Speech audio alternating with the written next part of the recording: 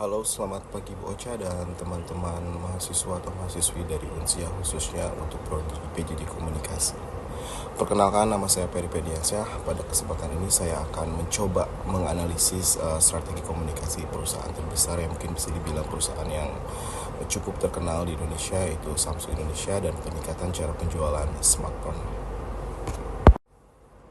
Sudah kita ketahui ya bahwa Samsung Indonesia merupakan salah satu perusahaan elektronik yang cukup besar di Indonesia.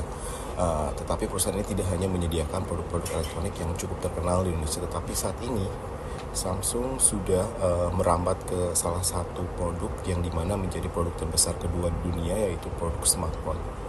Sebagai perusahaan elektronik yang besar, tentu memiliki strategi sendiri, terutama strategi komunikasi dalam meningkatkan penjualan smartphone sehingga dapat menempatkan posisi kedua di dunia dalam segi penjualan smartphone itu sendiri. Berdasarkan dengan misi perusahaan yang berkomitmen untuk meningkatkan kepercayaan kepada seluruh konsumen yang ada di Indonesia, untuk seluruh pemangku yang ada di Indonesia, kepentingan termasuk pelanggan, maka Samsung Indonesia senantiasa memberikan pelatihan kepada karyawan agar sesuai dengan prosedur, sesuai dengan standarisasi yang diharapkan oleh bagi perusahaan, juga bagi para pelanggannya.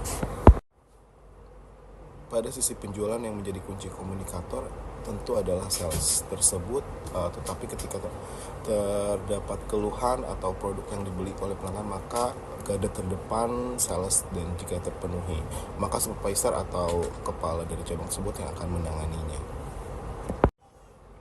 Yang menjadi target dari perusahaan adalah pelanggan yang lama beserta dengan pelanggan-pelanggan yang baru mencoba mengenai merek smartphone Samsung ini. Adapun pengemasan strategi komunikasi yang dilakukan oleh Samsung Indonesia adalah dengan memberikan penawaran-penawaran khusus menarik kepada para pelanggan dengan cara memberikan bonus-bonus serta memberikan cashback atau diskon kepada calon pembeli, terutama untuk smartphone yang terbaru yang baru saja launching.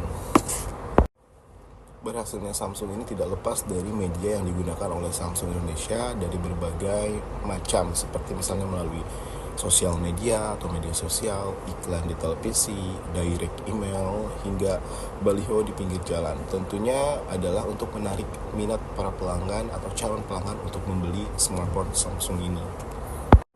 Dalam prakteknya, seringkali penjualan ini tidak berjalan mulus ya, meski produk yang diberikan Samsung dibilang memuaskan. Beberapa hambatan yang sering kali terjadi adalah calon pelanggan merasa bahwa produknya terlalu overpriced atau kurangnya penawaran yang diberikan serta dibandingkan dengan produk-produk kompetitor, yang bahkan ada customer yang datang merasa kecewa dengan produk yang baru saja dibelinya.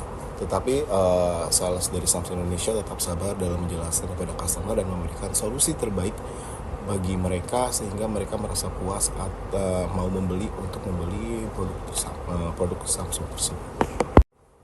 Dan hal yang menariknya adalah setiap bulan Samsung Indonesia selalu melakukan review atas penjualan dan keluhan yang pelanggan guna untuk melakukan perbaikan dalam segi penjualan untuk bulan berikutnya, atau bahkan perbaikan ini dari segi produk sehingga dapat meningkatkan penjualan, karena Samsung selalu belajar dan selalu mendengarkan apa yang menjadi keluhan daripada si pelanggan itu sendiri, karena Samsung selalu memprioritaskan apa yang menjadi kebutuhan dari si pelanggan itu sendiri.